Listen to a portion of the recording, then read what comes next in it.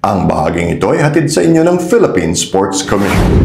Looking for the best deals? Head to Robinson's Department Store, your one-stop shop for daily essentials and unbeatable savings. Don't miss out. Shop now.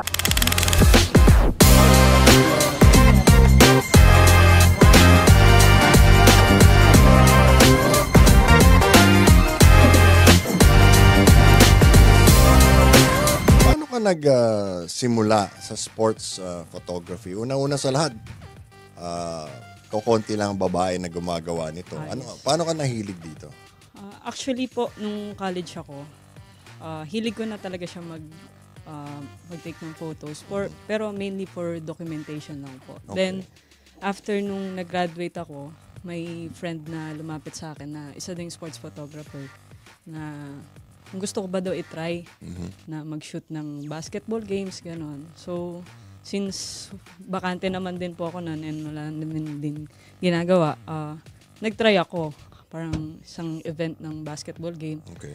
Then, hanggang sa nagtuloy-tuloy na po, every weekends, merong mga games na binabato sa akin. I see. So, pag sinabing UAAP, hindi lang to basketball, lahat ng sport. Yes, lahat. Basketball, volleyball, tennis, table tennis, athletics, marami, swimming. Siguro hirap na hirap ka sa chess, ano? Actually, that was my first coverage po. Okay. Ano-anong mga kailangang talento ng isang tao para maging magaling na sports photographer? Kasi gumagalaw palagi yung subject. Yes po. I think number one po na dapat may mentor ka na mag-guide sa'yo. Okay.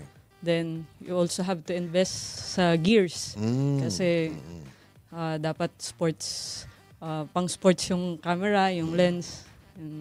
Ay, sa basketball, for example, anong mga inaabangan mo? Usually po, may shot list kami na parang top players from this team, the other team. Then, usually pag may mga crucial moment, yan, dapat makuhanan. Sa UAAP, if you would compare it to, let's say, other leagues like professional leagues, anong pinagkaiba? I've been shooting po before sa mga recreational leagues, grassroots.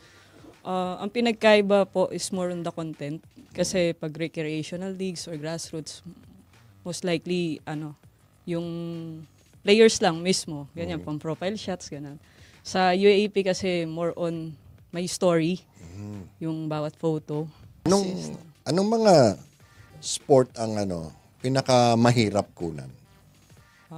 For me, swimming po. Kasi sa amin, hindi naman po basta kuha. We should, nagre-rename din po kami ng mga players, ganyan. So, for example, si Kevin Kembao, yung picture niya ganun, nire-rename pa po namin. So, pag swimming kasi medyo magkakamukha kasi sila eh. So, pare-pareho na suot. Yes, doon lang po. Then, ano pa ba? Nung una, volleyball po, medyo nahirapan ako. Pero through practice, na hasa naman.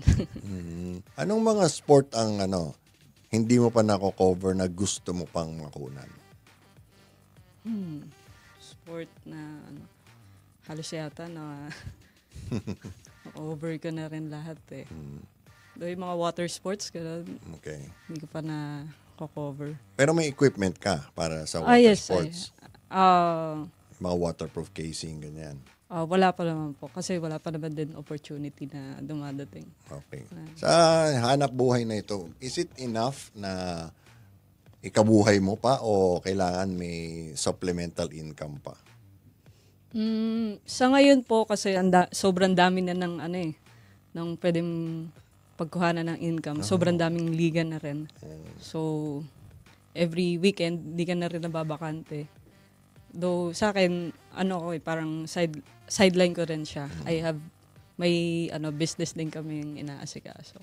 Have you seen your photos come out sa mga news outlets, halimbawa? Kasi, madalas ang nangyayari ngayon sa broadcasting, yung mga, halimbawa, ibang network o ang nagko-cover, yung kagaya namin, kahit gusto namin i-shoot para sa inyo, sinaharang kami.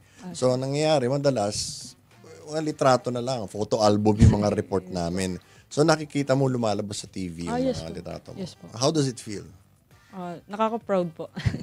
Kasi I didn't expect din naman po na aabot ako sa ganitong level din. How does your family feel about your career as a sports photographer?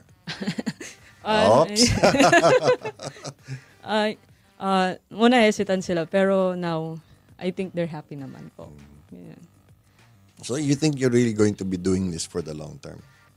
Yes, I think so. Pero, let's see. Hindi mo ba naisipang sumama o maging bahagi ng isang news outlet, at dyaryo or TV network? I would love to, pero depende pa rin sa mga opportunities na dumadating. Okay. What about yung mga other professional leagues? How long usually is a contract? Usually po, kagaya nito sa UAP, it's for the whole season. Then, after ilang months, bago season na naman ulit. So, siguro 10 months, gana, I think, for the whole season. Okay. From September to May, usually ganun. What do you do in between? Nag-events din po ako, aside from that.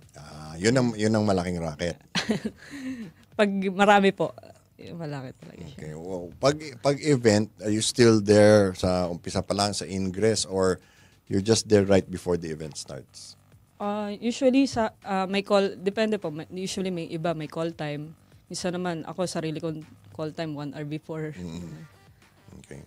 And then let's say what's an example of an event, tsaka ano yung mga kinukunan mo doon? Sa ngayon po ay parang madalas po sa mga corporate events like contract signing, ganun. Anong pinagkakaiba sa mga preparasyon mo for those different sports? For example po, football, you need to have a very long lens po for that. Tapos pag basketball naman, indoor, medyo madali lang yan eh. More on, mas marami lang kailangan pag outdoor sports. Mas maraming dala, ganun. May mga na-miss ka na ba na importanteng moments sa game? Yes po. Pag minsan nag-shoot ako, then may habit kasi ako na tinitingnan ko agad eh. Hindi ko alam may nangyari na pala in between na tumitingin ako ng photos. Okay. Hindi ka naman nasisita? Hindi naman po. What would you advise somebody na gustong magsimula sa sports photography?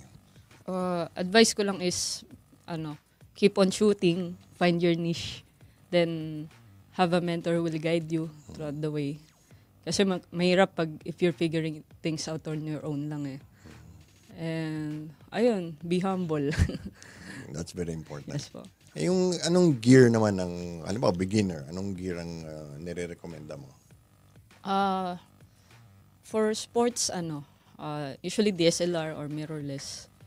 Then, ayun, any brand will do. Wala naman sa, sa brand yan, I think. Sa lente? Lente, telephoto and wide, 70-200, tapos anything na wide. Kasi yung telephoto, pang close-up kasi yan eh. Then yung wide, kung gusto mo makakuha ng wider shot, ayun, meron ka din. Is it, for you, is it worth it, what you've been doing? Kasi mukhang nag-enjoy ka naman eh. Yes po. Yes. Unang-una, dati pinapanood ko lang sila sa TV.